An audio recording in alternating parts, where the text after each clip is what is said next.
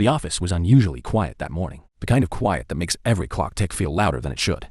Soft sunlight spilled across the hallway as Alex stepped out of the boss's office, heart beating just a little too fast. They had gone in only to leave a stack of routine reports. But somewhere in that pile, hidden between the pages, was a document they absolutely shouldn't have put there. Alex didn't notice it at first, not until the door clicked shut behind them. And suddenly their breath caught. Their hands were shaking. They just left the wrong file. In the one place, it could ruin everything. Across the room, coworkers kept typing, unaware. But Alex's eyes stayed fixed on the office door, dread settling heavy in their chest.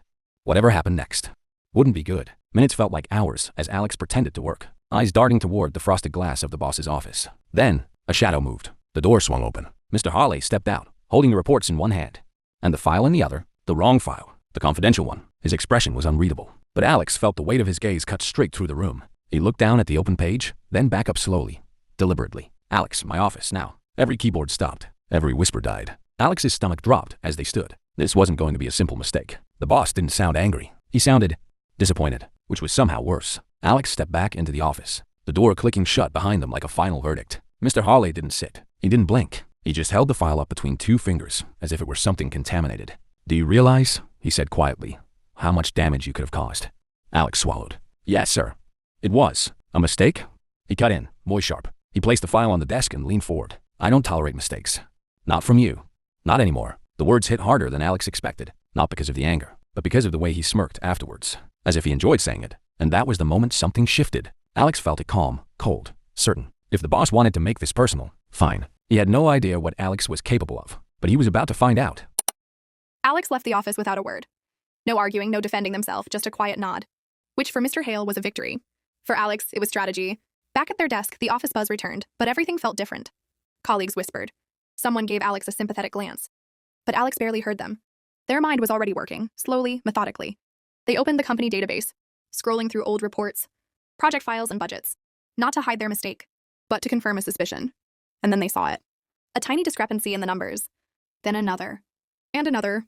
By the time the dots connected, Alex felt a chill run down their spine. These weren't accidents. These were intentional, and they all pointed back to one person. Mr. Hale. Alex closed the screen slowly, pulse steady. If he wanted to threaten their job, he should have made sure his own secrets were buried deeper. The real game had just begun. Alex waited until most of the office left for the day. Lights dimmed, chairs stood empty, printers hummed in the distance. Perfect.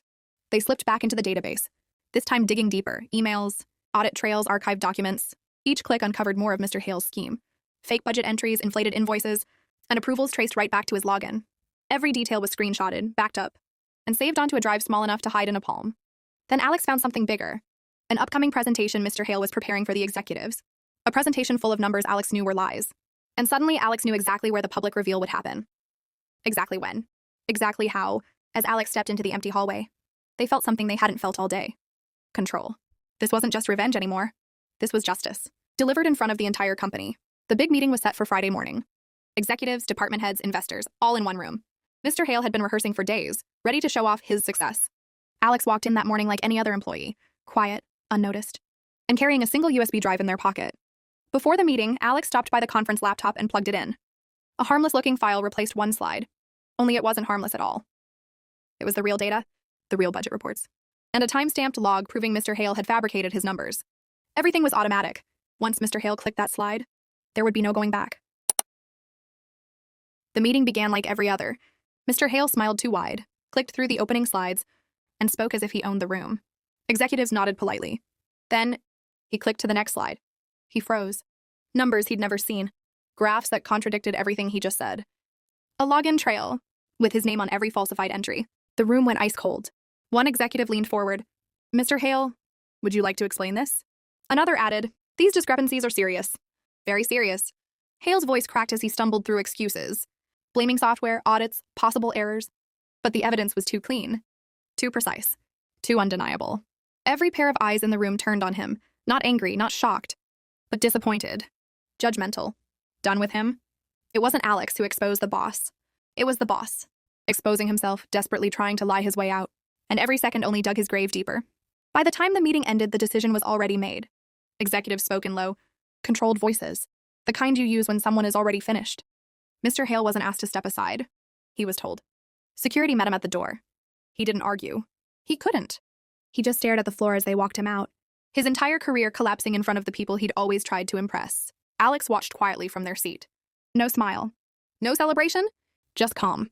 Later that afternoon, the CEO called Alex into the office, the same room where Hale once tore into them.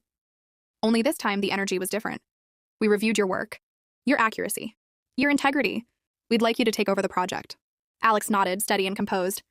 Justice didn't need noise. It just needed truth.